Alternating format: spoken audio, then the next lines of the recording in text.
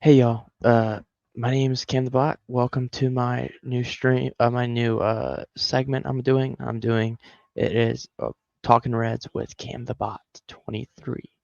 Well, my name's Cam. I want to talk about first things, why I wanted to do this, why I really wanted to do this because I lived in Cincinnati and all that, and my life has been evolved with Cincinnati. Grew up Cincinnati Reds fan, and everything, and I just, there's not a lot of like people that talk about the Reds on Twitter, not on Twitter, but on YouTube and all. And I feel like this is a great area for me to talk about my love and passion for the sport and all that. And I just want to talk about really today just about overall performance. Like it started off they're 16-5 starting off, which is pretty good and all that. It's their best start they've had in God knows how long. I mean, it's been like since 2013, I think, and that's pretty cool.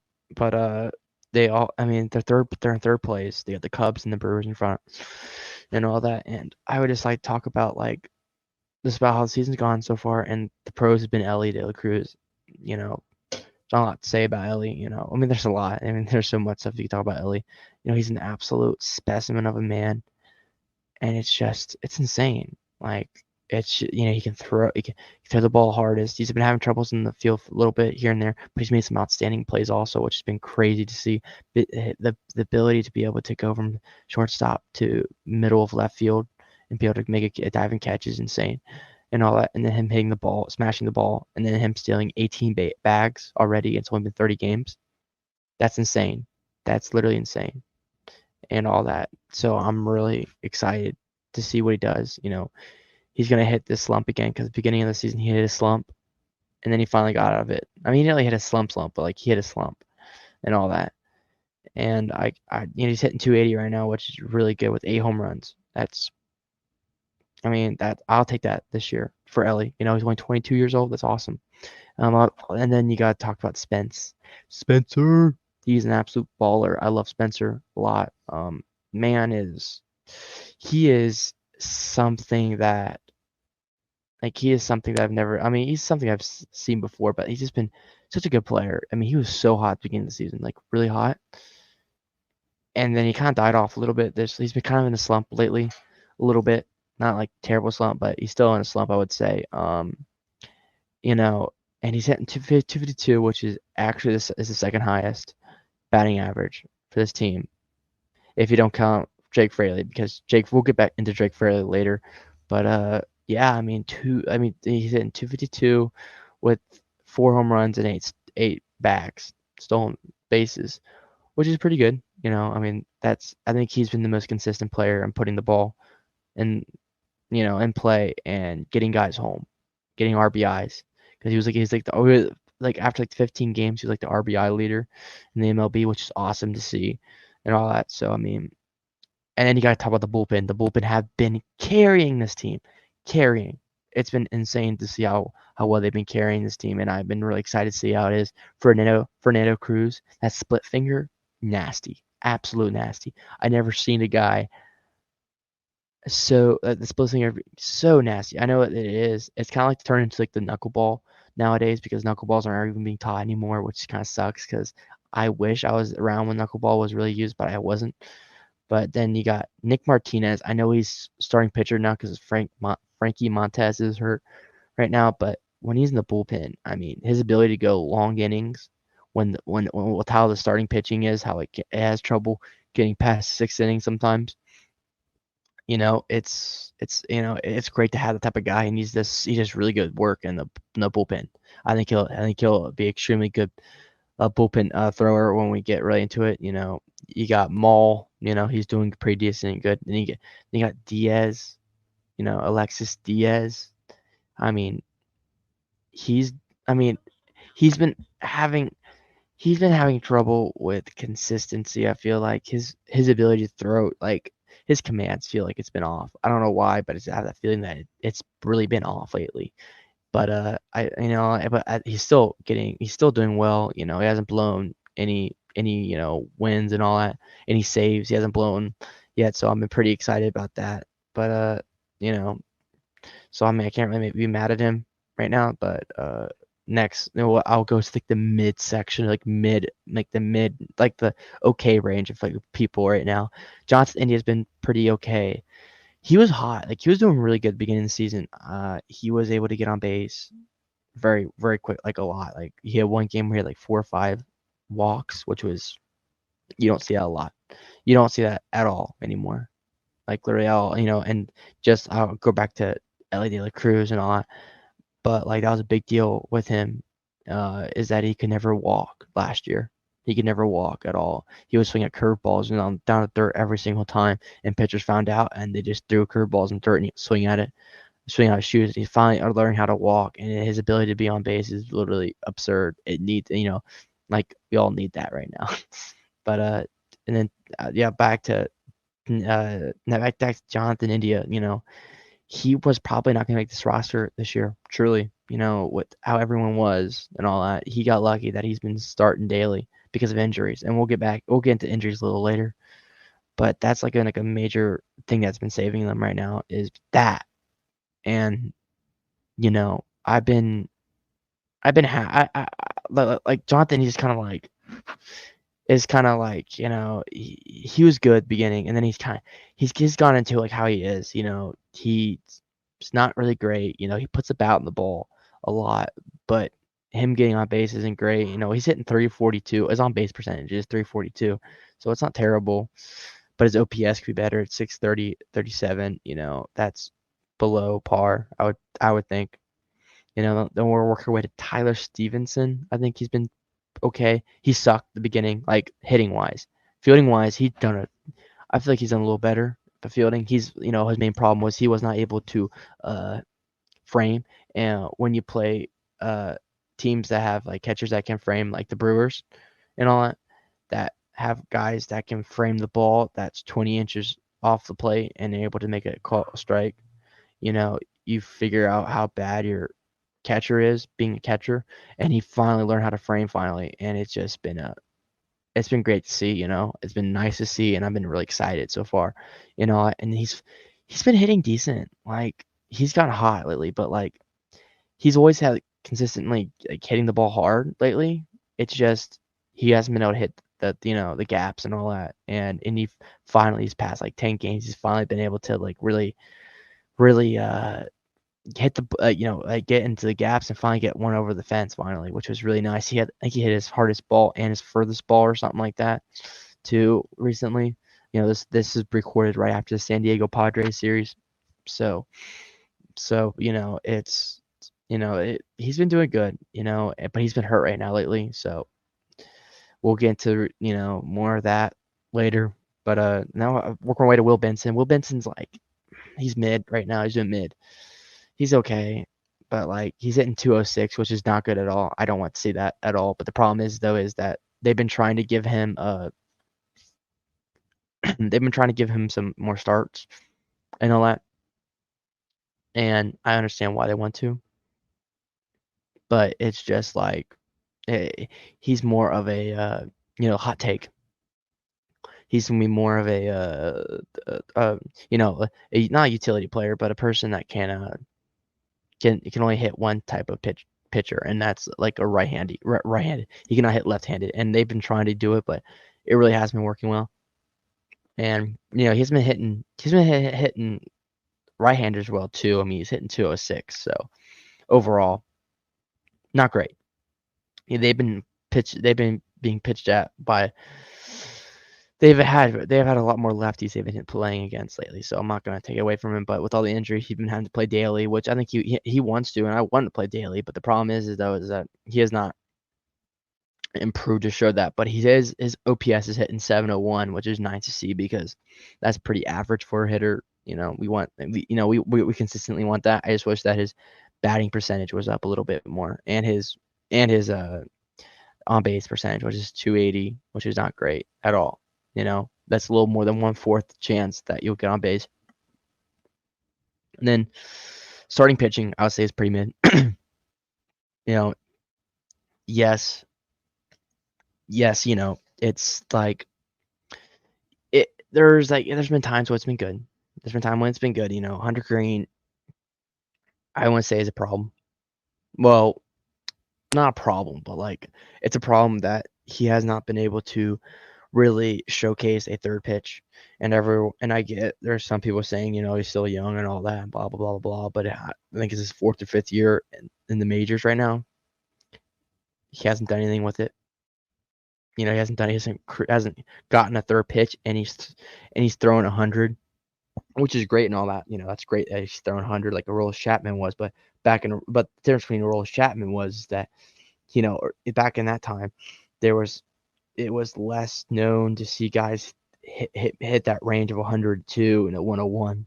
But nowadays, if you don't have you don't have multiple guys that can hit over 100, then it's just a lot more common, and it's not very like a big, shocker when a pitcher faces them, and so like, I mean, he's still doing good, I'm not saying he really hasn't been having the run support either when he pitches either, which has not been good, That's one thing I would say about this Reds hitting is that it's been very, I would say inconsistent, it's been very inconsistent a lot. You either get high scoring games or you get no scoring at all, which every team goes through that. I feel like every team does, but I feel like right now it's been a really big problem and all that. And then, but Frankie Montez, he's been hurt, but he's been solid. The first two starts was really good. I enjoyed it. Him being able to, get pitchers the hitters to hit ground balls and get people out quickly, which was nice. You guys usually, most of our pitchers nowadays, like Abbott, Ashcraft, they take a little longer. They take about seven pitches at bats to strike someone out now, which is not good, and that's why we can never get past like the fifth inning, sixth inning. So, but yeah, I mean, Lodolo has been an absolute ace, and I've been so excited to watch him. It's been an absolute pleasure to watch him, and I'm so happy that he's on my team. I was in the crowd lately that says like, hey, I think we need to trade him if he can't stay healthy. Which I mean, I still think that like if he can't stay healthy, like now that he showed that he can be an absolute ace. If he gets hurt like another major injury, I would surely think about trading him. But so far, if he stays healthy, you don't trade him and then you just keep him because he's your ace on this team right now. He is your ace. Hot take. That was my hot take of the segment, by the way. So I want to let you know. But actually, it might not be my last hot take. But yeah, I mean, Lodolo's been good. Abbott's been, he's been solid. His second year, the sophomore slump is a thing, and we'll see what he does. Keep continuing. He's been getting 6 solid innings out of us, out of him. So we've been pretty solid with it. Ashcraft, I think he's the most likely to be pushed. Not now, not this year, but maybe next year into the bullpen. I think he's a bullpen arm. I think he's more of a bullpen arm than a starting pitcher's arm. I think he can't go long distance. It feels like I've been seeing a lot more is that we'll get 4 solid innings and all of a sudden it completely just falls off the rails. And he's very much of he has to continue to he has to be in groove and all, and if he ever gets out of that groove, then it just falls apart, which sucks. But I think he's solid, and we're gonna focus on the bad. I know this is the worst part, and it's the most players. Really, I'm just gonna go through it real quickly because I don't want to take up all your guys' time. I know that it's already been 14 minutes worth of time, but Nick Martini, trash. Why is this guy on the roster hitting 184? Does not deserve to be on a roster space right now, bro. Yes, he had those two home runs, but I can get I'm saying those 2 home runs for the opening day, which was awesome to see and it was really cool. But he's completely died out, and it's been sad to see. It's been truly sad to see because the martini jokes and the martini shirts. I really wanted a martini shirt, but now I can't because I'm not getting a shirt for a guy that's probably not going to play for this team much longer. It's not. Just won't. I'd rather get a Mike Ford shirt. We'll get into more of Mike Ford a little later because oh my god, I'm mad about that. But we gotta go switch to because right before I switch over to Espinal, Nick Martini does not give anything in the field at all. He's always DH. I don't. Truly, the thing about it right now, I don't even remember what position he even really plays. Truly, I don't even know what position he actually plays at a consistent time, because I don't think he's always DH. But next, I'm gonna go Espinal, another guy that doesn't deserve to be on a roster spot. I realize we signed him after we lost Matt McLean to torn labrum, and we also lost TJ Friedel to a broken arm, which I'm gonna switch over to that. That's bad. But the thing is that, like, what are we doing in spring training that's causing all these injuries and all that? But anyway, back to Espinal.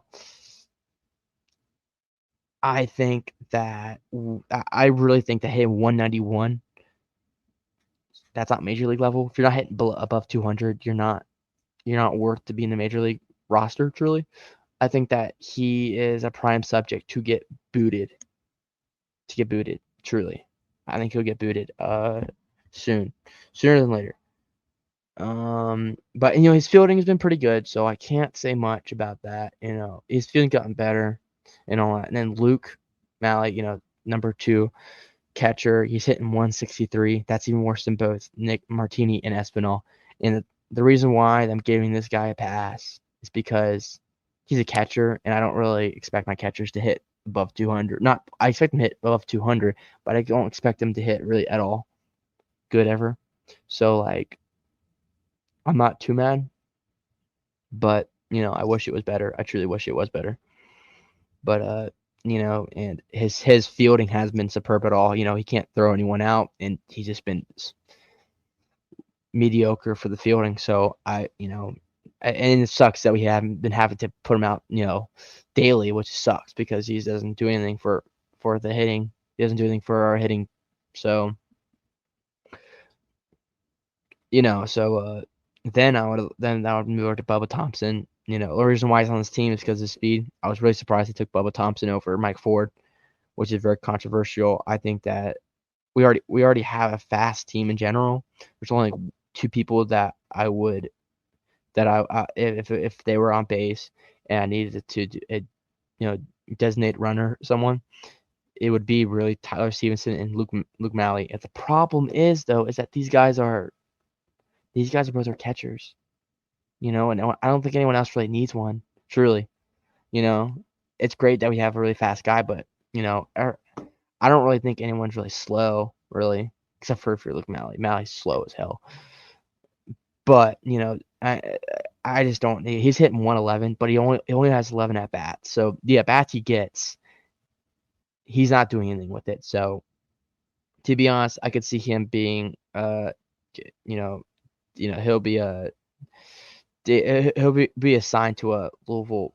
But he'll go back to Louisville so soon, so I won't be surprised. Then CES, I'm putting him as the bad section. Truly, I don't think he's in his sophomore slump. He's hitting 196, so it's like not terrible, but it's still not above 200. He's hitting the crap out of the ball, but does like great that he's hitting the ball, the crap out of the ball, but he's not been able to get on base at all. He's hitting what 222 for his on base percentage. That's lower than 1/4 of the time you get on base.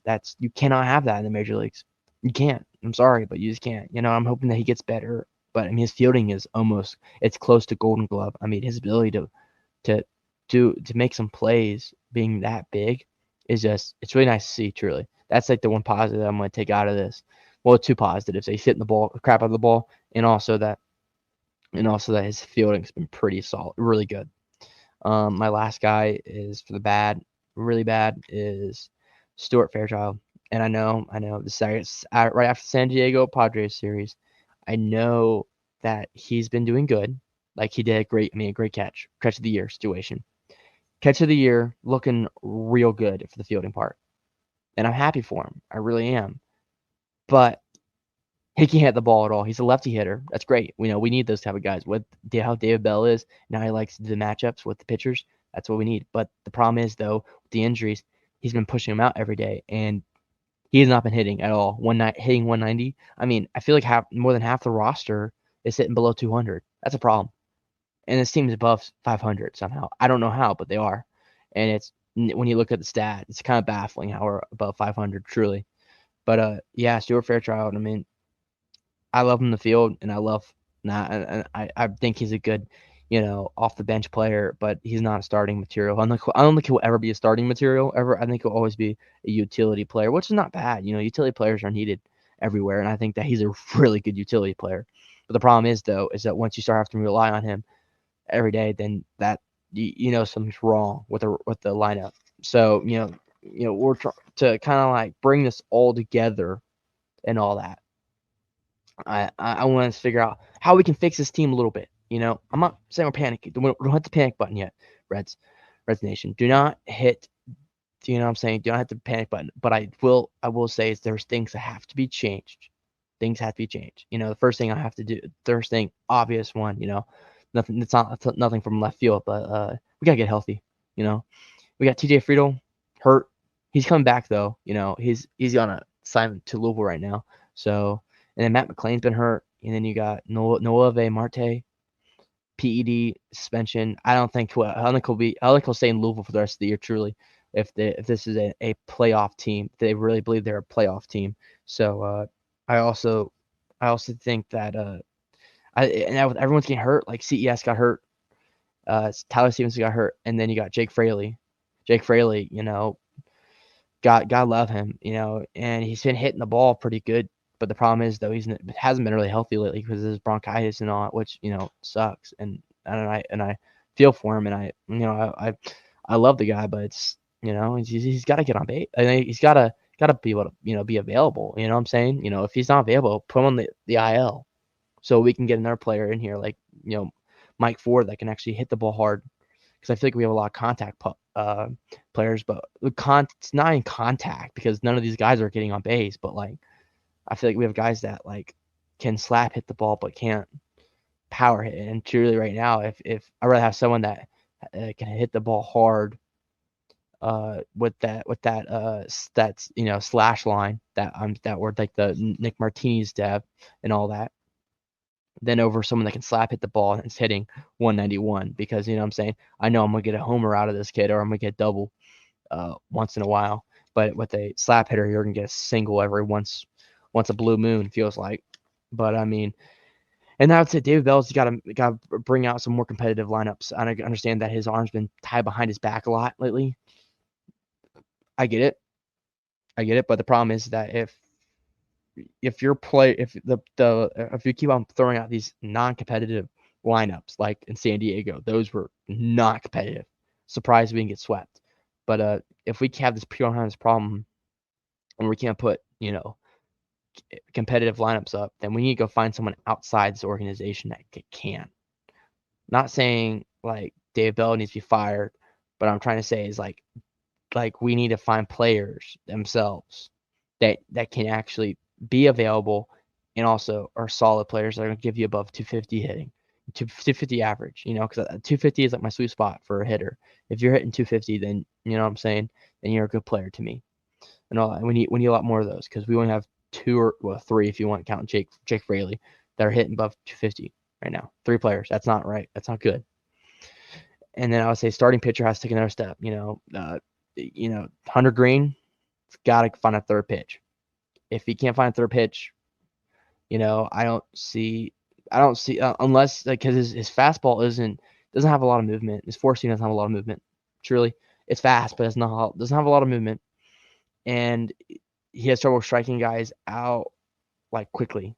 Like he can strike guys out. There's no question. It just he takes multiple pitches to do it, and it's a problem. Truly a problem, and he can get deep into the innings for the head of this starting pitching, start for the starters and all. He's got to be able to show that he can, dominate, for being our so-called ace, supposedly ace, and all that. So I mean, and then some of these guys, Abbott's got to get a little better. Ashcraft's got to get better. I mean, he's got to. I mean, most of these guys just got to get longer into these games. You know what I'm saying? They just got to be able to get more. Yeah, just because they're getting 4 or 5 innings out of them, and we need more than that. We need 6, 7 innings. I understand that's harder and harder nowadays, but some of these guys are getting 6, 7 innings, and we're not able to do that ever. Like it's I can count on one hand how many times that we got like 7 to the 7th inning. for the starting pitcher and all. And then my final thing that would sum up like really what we really need to do is that just players are slumping, need to get out of the slump. They just need to find a way to get out of the slump. Once we get out of the slump, we'll be okay. But the problem is though is that CES has to get out of that slump. And you need to see. I mean, who else needs to get out of the slump? Well, Will Benson's in the slump right now. He needs to get out of it. Tyler Stevenson's getting hot, so that's good. Jonathan India's got to get hot. And then Spencer has to get hot again. And once the players get hot, the sky's the limit for this team. But if these guys if they continue on everyone's trajectory, I don't think this team's going to be above 500. I just don't think this team's above 500 by the end of the season if the stat line is consistent with the end of the year. I just don't think so. It's gonna be another Reds season. And I know, me being a 20-year-old Reds fan, you never really had a winning season really ever since the COVID year where we went to the playoffs, but for 3 games. But yeah, I mean, appreciate y'all listening. And thank you. This is my first